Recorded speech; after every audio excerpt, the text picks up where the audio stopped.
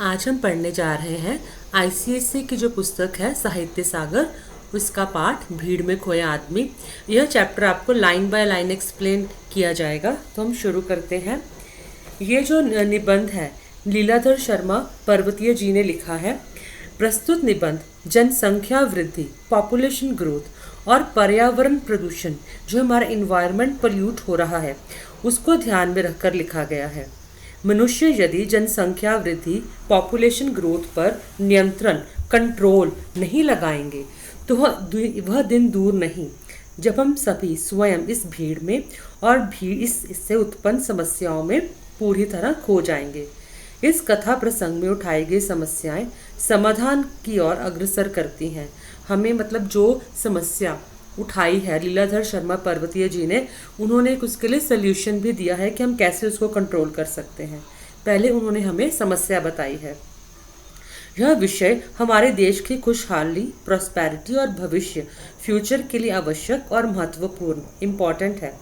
बाबू श्यामला कांत के अनियोजित परिवार, अनप्लान्ड जो उनकी फैमिली है, का लेखा जोखा हमें परिवार के सुखी और संपन्न होने की दिशा में सोचने पर मजबूर करता है। क्योंकि बाबू श्यामला कांत जी हैं, उनका परिवार बहुत बड़ा है, तो हम देख सकते हैं बड़े परिवार में उनको किन किन समस्याओं का सामना करना पड़ता है। लेखक के जो हैं मेरे का भिन्न मित्र, मतलब लेखक के मित्र बाबू श्यामला कांत, वो कैसे थे, उनका स्वभाव कैसा था। वह सीधे साधे, परिश्रमी, ईमानदार, किंतु निजी जिंदगी, निजी मतलब पर्सनल लाइफ में बड़े लापरवाह थे, केयरलेस थे। उम्र में मुझसे छोटे हैं, मतलब श्यामला कांत जी लेखक से उम्र में छोटे हैं, पर अपने घर में बच्चों की फौज खड़ी कर ली है। मतलब उनके 8 बच्चे थे, जो हम पढ़ेंगे आगे।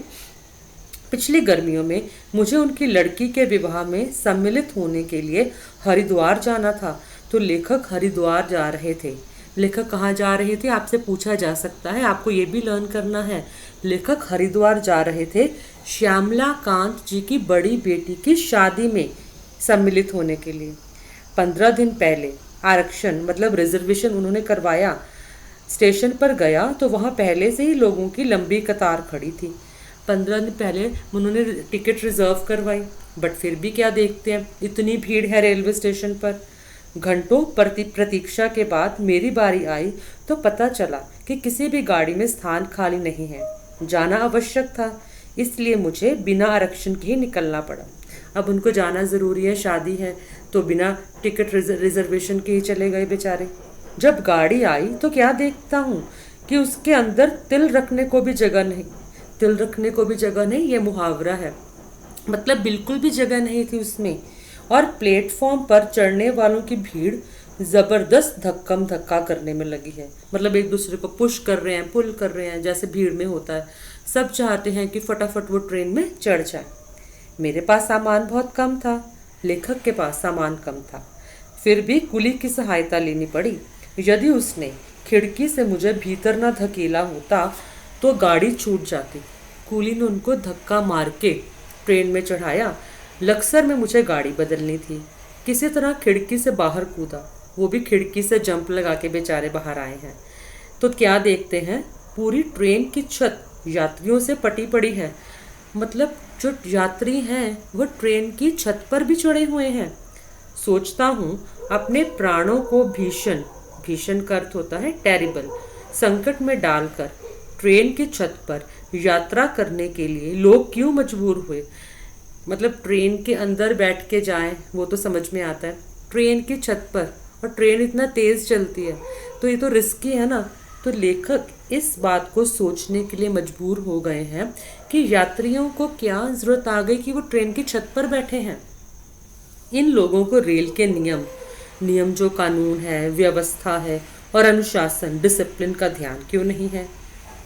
हरिद्वार स्टेशन पर श्यामला कांत जी का बड़ा लड़का, अगर आपके पास किताब है तो आप इसको अंडरलाइन कर लो कि श्यामला कांत जी का बड़ा लड़का दीनानाथ, तो उनके बड़े लड़के का नाम था दीनानाथ, मुझे लेने आया था।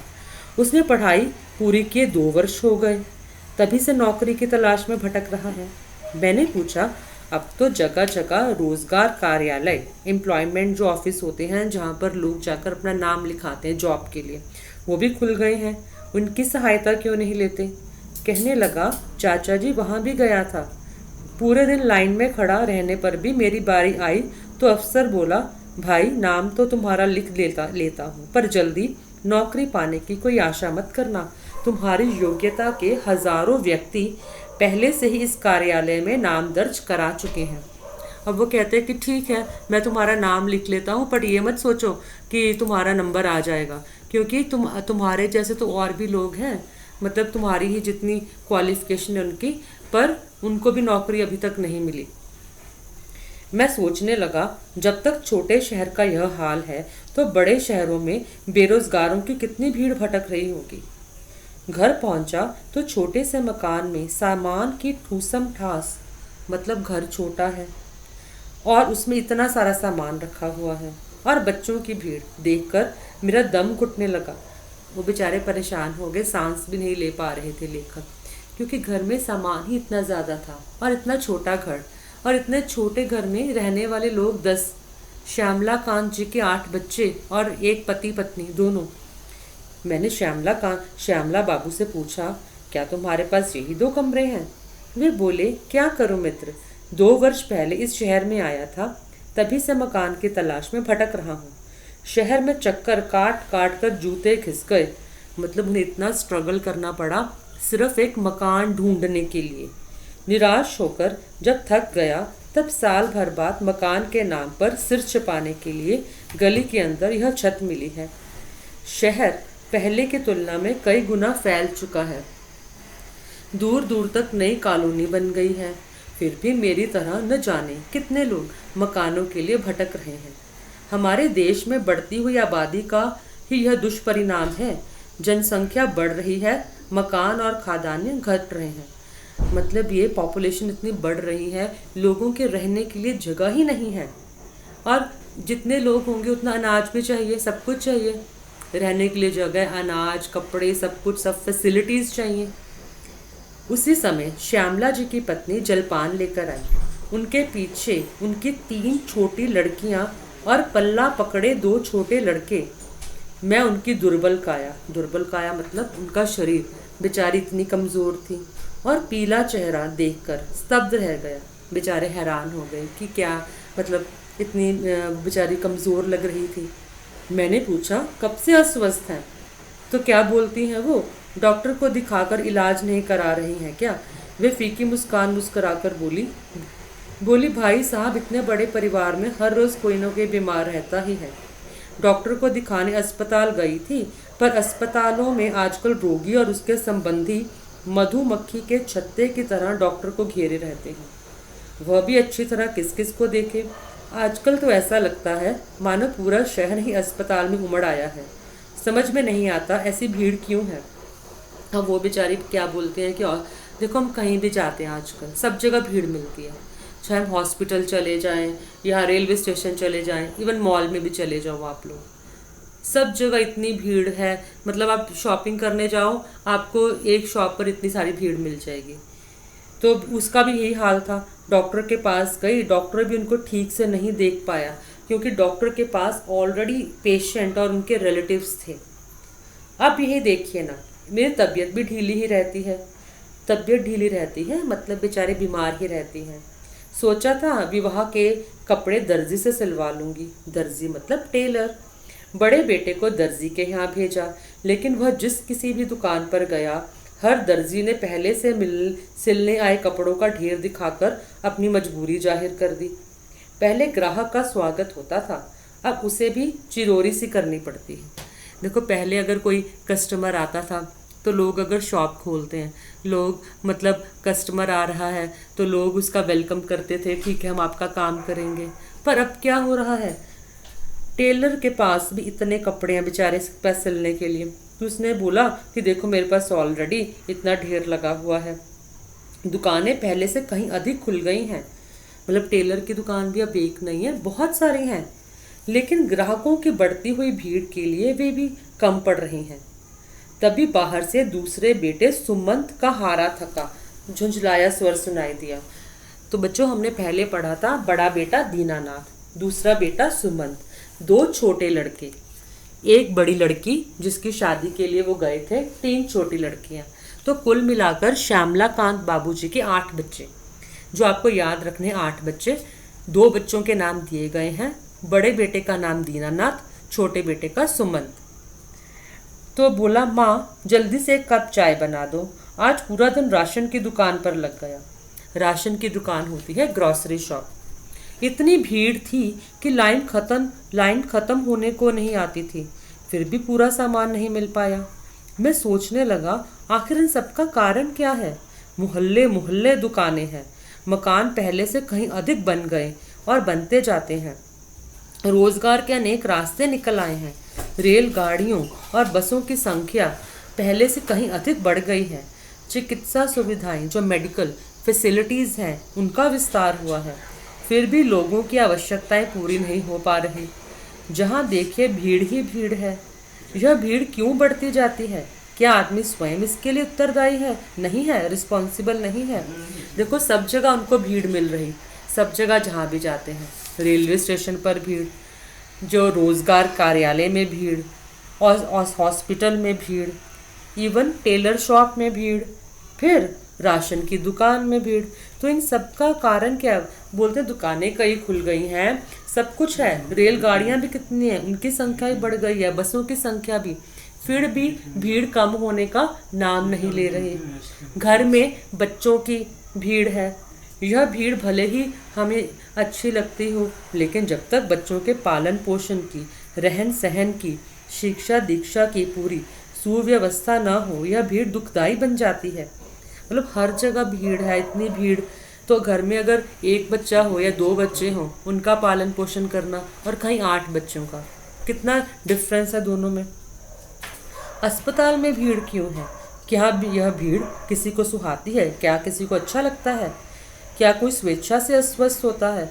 स्वेच्छा मतलब सेल्फ, आपकी जो इच्छा है, आपकी डिज़ायर है।